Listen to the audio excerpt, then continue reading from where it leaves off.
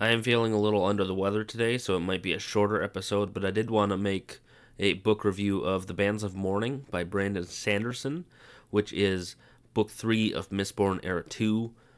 I did just want to give a general spoiler warning. I won't go into extreme detail, but I will be discussing some crucial plot points to the story.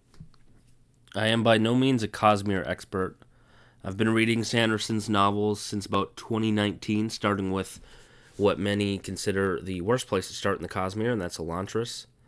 That one, just for a quick aside, was plotting and slow and really difficult to get through. But once I got to that ending where they transitioned away from the city to the war camp, if I remember that correctly, I think that's what happened. That is where I really started to enjoy the book. Unfortunately, that was only the last maybe 5-10%. But either way, I think overall everyone is correct to say don't start with Elantris. Even Sanderson says don't start with Elantris. It's still an interesting novel to read, but I would either say start with Mistborn or Stormlight. Those are the two that I'm most familiar with. I've read Stormlight up to Rhythm of War. For Mistborn, I am through the Bands of Mourning. I have started Mistborn: A Secret History, and then there would be The Lost Metal left. The more I read Mistborn Era 2, the more I become less enthusiastic about continuing it. Which is unfortunate because I really enjoyed Mistborn Era 1, and I got through those books almost immediately, book after book after book.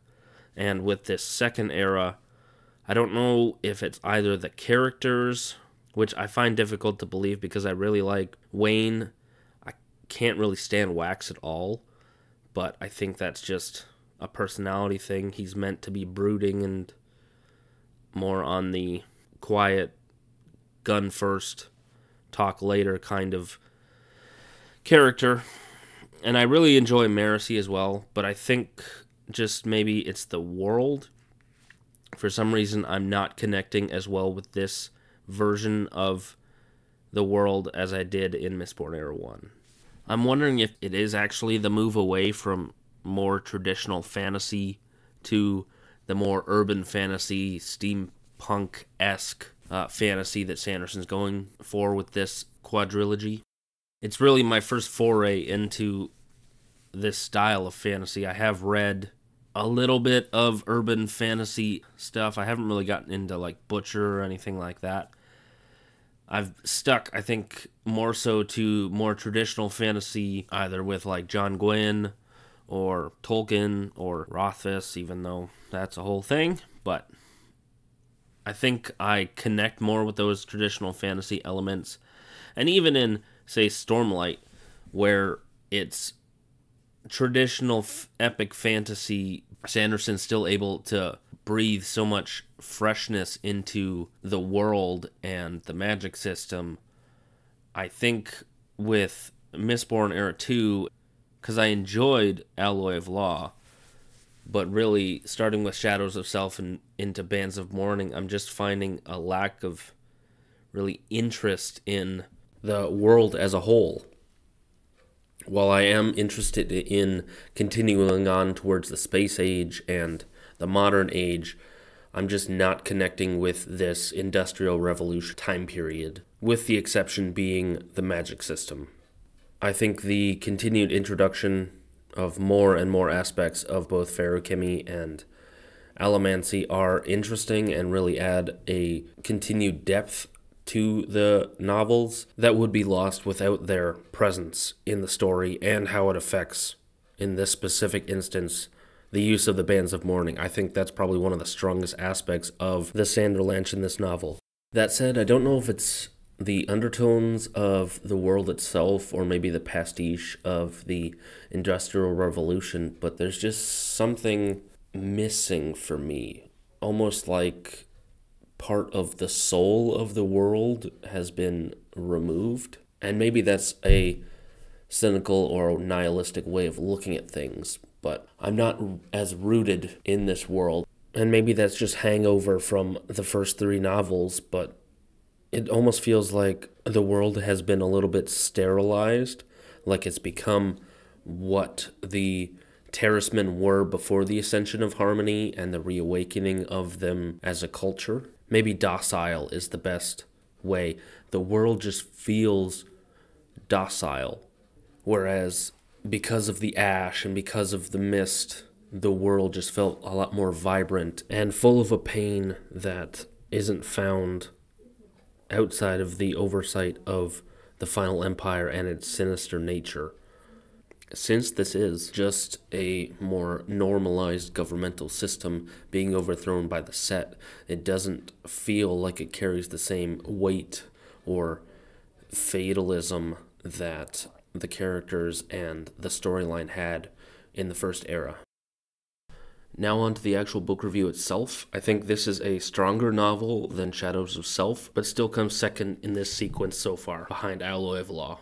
I think the overall character development and storyline is structured well in this novel. I especially enjoy the travel aspect and the exploration of the world beyond just Ellendale itself, because I think that's where Shadows of Self suffered because it was so isolated within the city. That expansion allows Sanderson to explore some interesting allegory about our world and the history of it.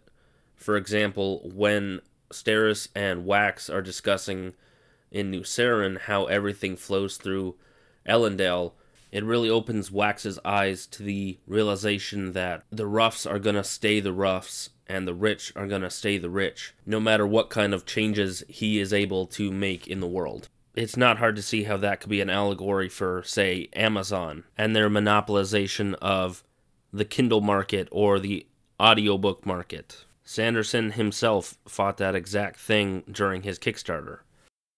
I have found that the further I move into this era, the less focused I am on the plot. I think the Set storyline just isn't really capturing my attention at all, and I'm more so here still for the characters. The travel element of the story really lends to that character development and my interest in the characters, because it allows crucial time for both the characters to grow and groups as a whole to grow together. I especially think the relationship between Wax and Steris is really the crux of this novel. Whereas they began as a couple forced together into a arranged marriage simply because of titles and money, they have developed into a loving partnership, both in the physical and mental space. For Wax's case, this means Steris is able to carry more elementic metals or carry extra bullets or guns, and in the case of Steris, this is getting that mental stimulation that she really enjoys out of Wax and seeing that partnership grow. I think their personalities bounce off each other well, and while I still find Wax too internally indecisive for my liking, their ability to communicate and effectively work together as a team, it's a great example of a marriage as a whole. Now on to Wayne and Marasi, who are my favorite characters in the story, followed closely, I think, by Milan for her humor. I think that is Wayne's avenue as well, and I think it's interesting to compare his trustworthiness versus his unreliability, especially in situations where he brings humor to the front of a situation. A great example of this would be the train ride between Ellendale and New Saren, where he and Milan are otherwise engaged while Wax and Steris and Marasi are trying to fight off a bunch of gang members and brutes. The humor he brings allows the characters to have a moment of relaxation or breath after that intense moment of fighting that they may have not otherwise had he not been there. At the same time, his humor really hides a complexity and hidden characterization that only comes out when he wants it. Take, for instance, his relationship and ending of the relationship with Renette. It shows he does have the ability to actually take in what people are telling him while still being humorous. That ability to deflect situations either through humor or away from himself allows other characters to manipulate situations in different ways. It really is a foil to everything that Wax is.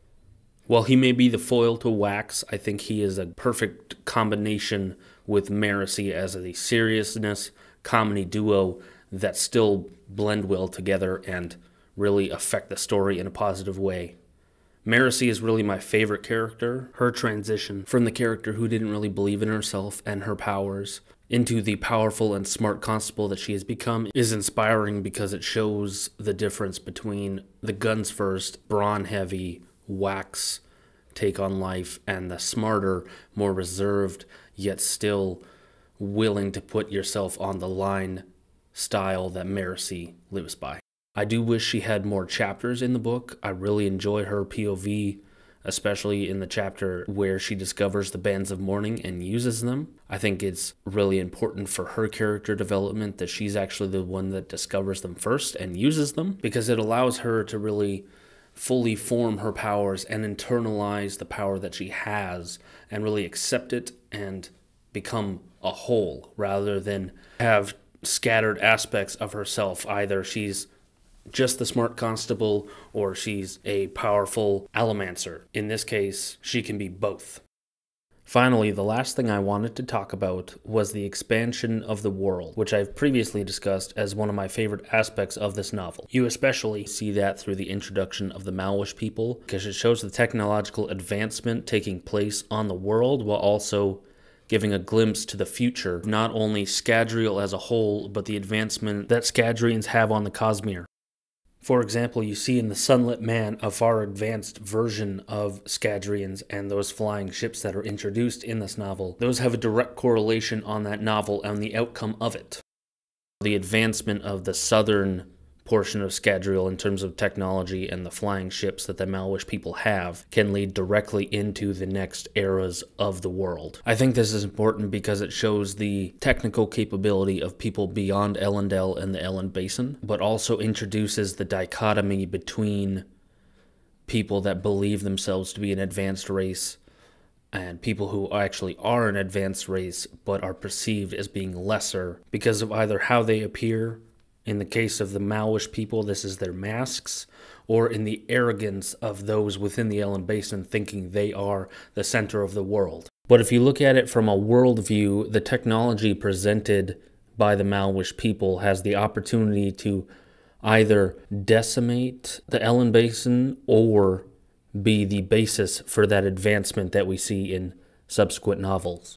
What is potentially unfortunate, and something that I imagine we will see in The Lost Metal, is how the technology of Southern Scadrial is going to be exploited for the betterment of Northern Scadrial. This can already be seen at the end of this novel when Wax and the government of Elendel take the flying ship from Alec and the Malwish people in a quote-unquote trade. The outcome of that trade and how Elendel uses the flying ship, whether it's against the set or to advance their own designs and influence on the world, will give us a glimpse as to how we perceive the characters and the mindset of the government moving forward into the next era. I think that'll be it for this episode. While I could continue talking, I think it'll just be a little bit too repetitive. I did want to thank anybody and everybody for listening. If you do leave a comment below, I'll be happy to start a discussion with you either about this book or any previous book in the series. I'm trying to stay as spoiler-free as possible, so any discussion about The Lost Metal will hopefully go over my head, but as I get into that book, I will continue discussing this series as a whole and whether it either goes up or down for me, so we'll see. But yeah, I think that'll be it for this episode. Thanks everyone for listening.